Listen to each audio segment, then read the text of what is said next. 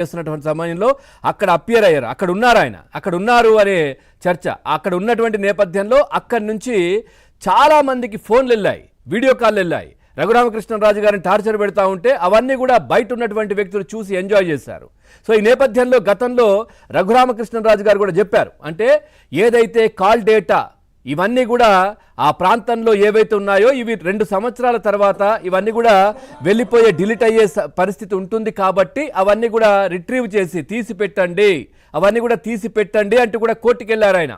ఆ తీసి పెట్టినటువంటి డేటాలో వైసీపీకి సంబంధించినటువంటి ముఖ్య నేతలు, మాజీ మంత్రులు కూడా ఆ ప్రాంతంలో ఆ టార్చర్ చేస్తున్నటువంటి పక్క బిల్డింగ్లోనే ఆ ప్రాంతంలోనే ఉన్నారు, వాళ్ళ నంబర్లు కూడా సేవ్ అయిపోయి ఉన్నాయి అనేది కూడా తెలుస్తూ ఉంది. ఈ నేపథ్యంలో మరి అంతిమంగా ఎంజాయ్ చేసినటువంటి వ్యక్తి అంటే రఘురామకృష్ణరాజు గారిని టార్చర్ చేస్తుంటే అంతిమంగా సంతోషపడి ఒక క్రూరమైనటువంటి ఆనందాన్ని పొందినటువంటి వ్యక్తి ఎవరు, ఆయన కూడా బయటకు వచ్చే అవకాశాలు ఇప్పుడు సునీల్ నాయక్ నోరు విప్పితే వచ్చే ఛాన్స్ ఉంది. నాటి ఎంపీ రఘురామకృష్ణరాజును కస్టడీలో టార్చర్కు గురి చేయబోతున్నారని అప్పటి సిఐడి డిఐజీగా ఉన్నటువంటి సునీల్ కుమార్ నాయక్కు బాగా తెలుసని, ఈ వ్యవహారంలో ప్రత్యక్షంగా పరోక్షంగా ఆయనది కీలక పాత్రను కూడా తెలిపింది.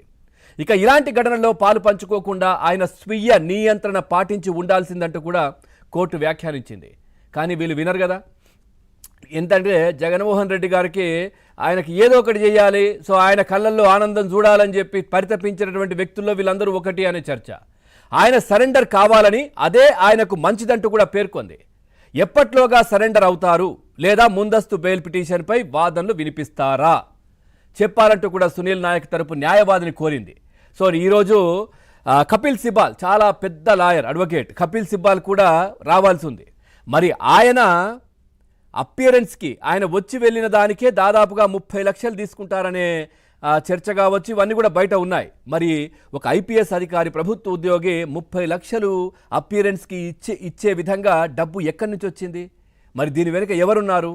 ఎవరు ఈ కేసును ముందుకు తీసుకెళ్లే ప్రయత్నం, అంటే ఈ కేసును ఈ విధంగా ఆయన తరపున సపోర్ట్ చేస్తున్నటువంటి వ్యక్తులు ఎవరు? మరి అంత డబ్బు సునీల్ నాయక్ దగ్గర ఎక్కడొచ్చింది? 30 లక్షల రూపాయలు ఒక అపియరెన్స్కి తీసుకునేటటువంటి కపిల్ సిబాల్ ఏ విధంగా దీంట్లో వస్తున్నారు అడ్వకేట్గా అనే చర్చ కూడా జరుగుతూ ఉంది. ఇక తనను సిఐడి అధికారులు కస్టోడియల్ టార్చర్కు గురి చేశారని పేర్కొంటూ గతంలో మాజీ MP, assembly deputy speaker Raghu Rama Krishna Raju ఇచ్చినటువంటి ఫిర్యాదు ఆధారంగా 2024 జూలై 11న గుంటూరు నగరపాలెం పోలీసులు నమోదు చేసినటువంటి కేసులో ముందస్తు బెయిల్ మంజూరు చేయాలని కోరుతూ బీహార్ క్యాడర్ ఐపీఎస్ అధికారి, అప్పటి ఏపీసీఐడి డిఐజీ సునీల్ నాయక్ హైకోర్టులో పిటిషన్ కూడా వేసిన విషయం తెలిసిందే. ఈ కేసు ఇదంతా కూడా ఈ వ్యాజ్యం నిన్న విచారణకు రాగా ఆయన తరపున సీనియర్ న్యాయవాది ఎన్ అశ్విని కుమార్ వాదనలు అయితే వినిపించారు. పిటిషనర్ పోలీసుల దర్యాప్తునకు సహకరించారని, అదేవిధంగా ఇప్పటికైనా 4 సార్లు దర్యాప్తు అధికారి ముందు హాజరై తనకు తెలిసిన వివరాలు చెప్పారని ఆయన చెప్పారు, సునీల్ నాయక్ తరపు న్యాయవాది. ఇక దర్యాప్తునకు సహకరించలేదని దర్యాప్తు అధికారి నుండి ఎలాంటి ఫిర్యాదు లేదని కూడా చెప్పారు. ఇక న్యాయమూర్తి జోక్యం చేసుకుని పిటిషనర్ తీవ్రమైన ఆరోపణలు ఎదుర్కొంటున్నారని, ప్రస్తుత కేసులో సరెండర్ కావడం ఆయనకే మంచిదంటూ కూడా చెప్పారు. సో ఈ విధంగా సరెండర్ అయి ఆయన దగ్గర ఉన్న ఆధారాలు ఇచ్చి ఇవన్నీ కూడా చెబితే అంతిమంగా లబ్ధి పొంది, అంటే దీంట్లో అంతిమంగా కూడా రఘురామకృష్ణరాజు గారిని టార్చర్ చేస్తుంటే ఒక వికృత ఆనందం పొందినటువంటి వ్యక్తి ఎవరనేది బయటకు రావాల్సిన అవసరం ఉంది.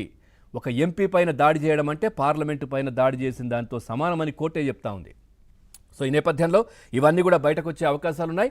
సో ఈ అంశానికి సంబంధించి మనం చర్చలోకి వెళ్దాం. చర్చలో పాల్గొంటున్నారు రాజకీయ విశ్లేషకులు కుండబద్దల గౌతమ్ గారు.